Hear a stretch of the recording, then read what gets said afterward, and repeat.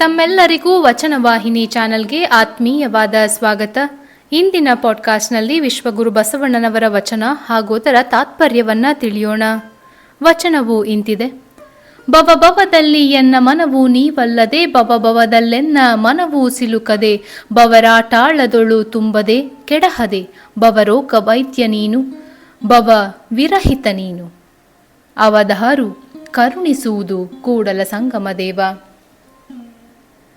ಭವಭವದಲ್ಲಿ ಎನ್ನ ಮನವು ನೀವಲ್ಲದೆ, ಭವಭವದಲ್ಲೆನ್ನ ಮನವು ಸಿಲುಕದೆ, ಭವರಾಟಾಳದೊಳು ತುಂಬದೆ ಕೆಡಹದೆ, ಭವರೋಗ ವೈದ್ಯ ನೀನು, ಭವ ವಿರಹಿತ ನೀನು, ಅವಧಾರು ಕರುಣಿಸುವುದು ಕೂಡಲ ಸಂಗಮ ದೇವ.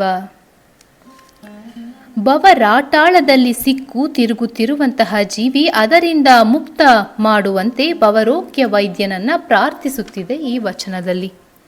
ಭವಭವದಲ್ಲಿ ಅಂದರೆ ದೇಹವನ್ನ ಧರಿಸಿ ಬೇರೆ ಬೇರೆ ಜನ್ಮಗಳಲ್ಲಿ ಹುಟ್ಟಿ ಬಂದಾಗಲೆಲ್ಲ ನನ್ನ ಮನಸ್ಸು ಶಿವಭಾವ ಭರಿತವಾಗಬೇಕು. ಹಾಗೆ ನನ್ನ ಮನಸ್ಸೇ ನೀವಾಗದೆ ಹೋದರೆ ಭವಕ್ಕೆ, ಭವದ ದುಃಖಕ್ಕೆ ನನ್ನ ಮನಸ್ಸು ಒಳಗಾಗುತ್ತದೆ.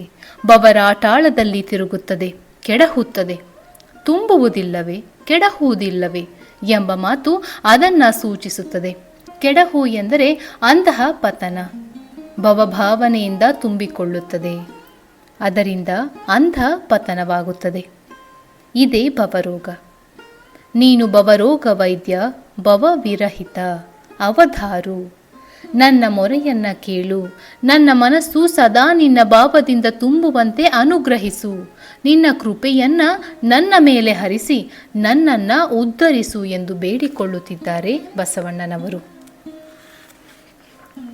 ಭವಭವದಲ್ಲಿ ಎನ್ನ ಮನವು ನೀವಲ್ಲದೆ, ಭವಭವದಲ್ಲೆನ್ನ ಮನವು ಸಿಲುಕದೆ, ಭವರಾಟಾಳದೊಳು ತುಂಬದೆ ಕೆಡಹದೆ, ಭವರೋಗ ವೈದ್ಯ ನೀನು, ಭವ ವಿರಹಿತ ನೀನು, ಅವಧಾರು ಕರುಣಿಸುವುದು ಕೂಡಲ ಸಂಗಮ ದೇವ. ಅವಧಾರು ಕರುಣಿಸುವುದು ಕೂಡಲ ಸಂಗಮ ದೇವ. ಮುಂದಿನ ಪಾಡ್ಕಾಸ್ಟ್ನಲ್ಲಿ ಮತ್ತೆ ಭೇಟಿಯಾಗೋಣ. ಶರಣು ಶರಣಾರ್ಥಿಗಳು.